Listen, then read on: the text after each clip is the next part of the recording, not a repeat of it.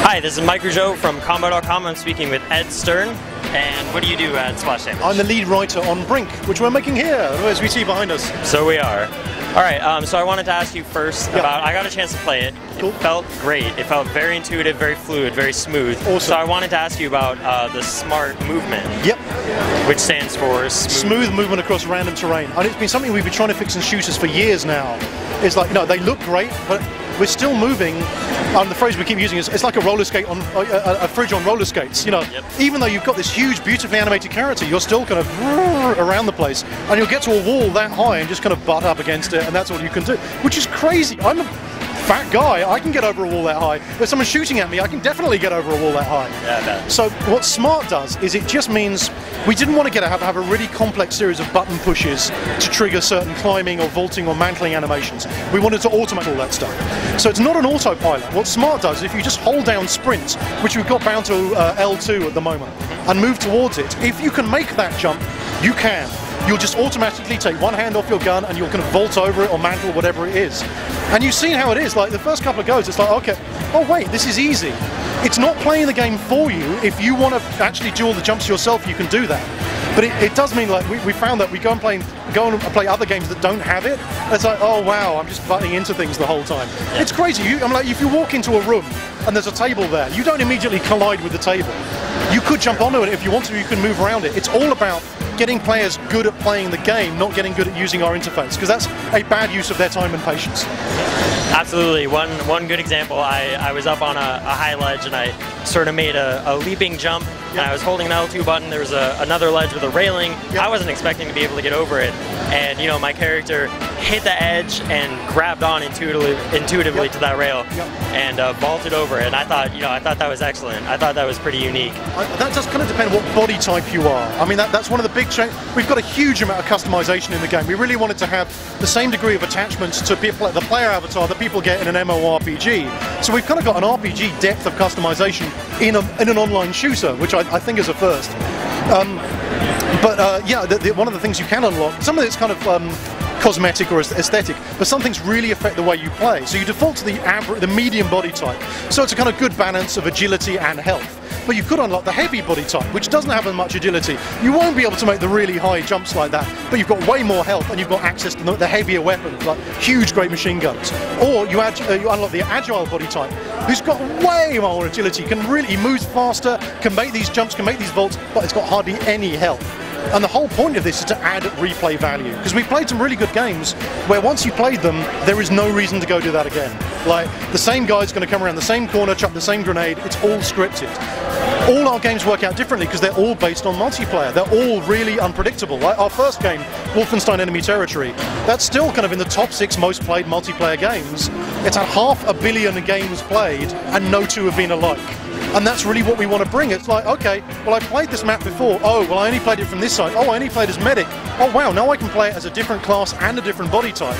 So hopefully there's always something new to do. There's always something new to master. For instance, like if you play through the single player storyline, you play through the Resistance first, maybe, or then the security storyline. There's a good, satisfying, full-length kind of story, narrative-driven campaign to go through. But even if you do both of their campaigns, you still won't reach the level cap. There's still like, oh, right, there's way more abilities I can unlock. Maybe there's new body types I can unlock. There's always a reason to go back and do something different. Right, I was going to ask about the customization actually, because that was one of the things that I picked up on when I got to play it.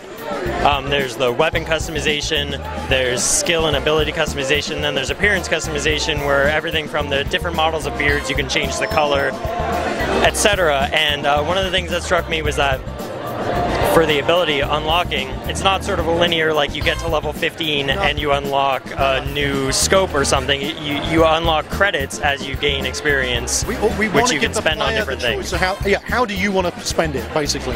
So yeah, some stuff is like, well, I said the outfits are kind of aesthetic, but they're quite important. If you see somebody and they've unlocked a really high-level outfit, you know they are a bad enemy. You do not want to be like firing that guy from range, because he's going to find you and he's going to kill you. But if he's on your team, it's like, well, there's a guy, he's clearly been playing the game for a long time, cool, maybe I'll hang around near him. But there are some things that really do affect gameplay, like the abilities you were mentioning, and it really is down to the player what they want to do with that. We want to make the choices important without, make them significant without actually forcing the player to keep them. So we're going to have a system. We're still playing it. We're only alpha at the moment, I should say. So, like, it's looking kind of nice, but we've still got plenty of way to go in terms of, like, tightening that up and fixing bugs.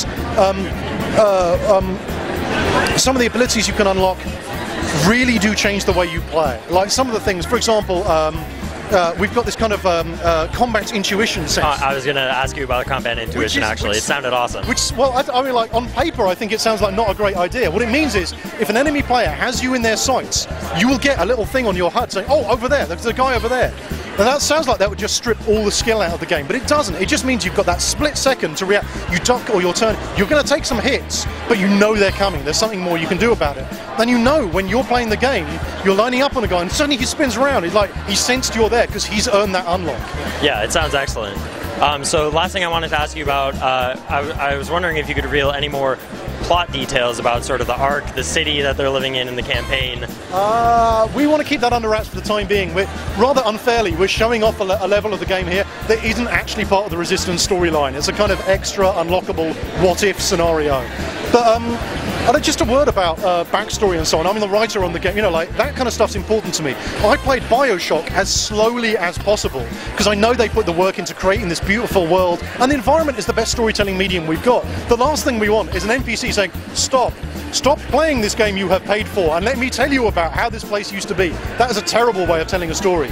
But if you build all that into the environment and you see the story of this place, you look around and go, oh wow, this place looked like it, it looked nice when it started off, but it's kind of rusting and falling to pieces. That tells the story much more eloquently than some kind of canned cutscene or cinematic or stuff. So if you're interested in that, it will unfold. If you're interested in working out, you see things from the Resistance point of view, and then you see it from the security point of view, and surprise, surprise, they don't get told the same things about what's going on. And it's something that really irks me in games, is when everyone's just unanimous about what's going on. Yep, we're the good guys, they're the bad guys, that's an end to it. So, well, hang on, real life isn't like that. In the real world, no two people agree completely about what's going on, whose fault it is, and what you can do about it. Why should games be any more kind of simple-minded, than that?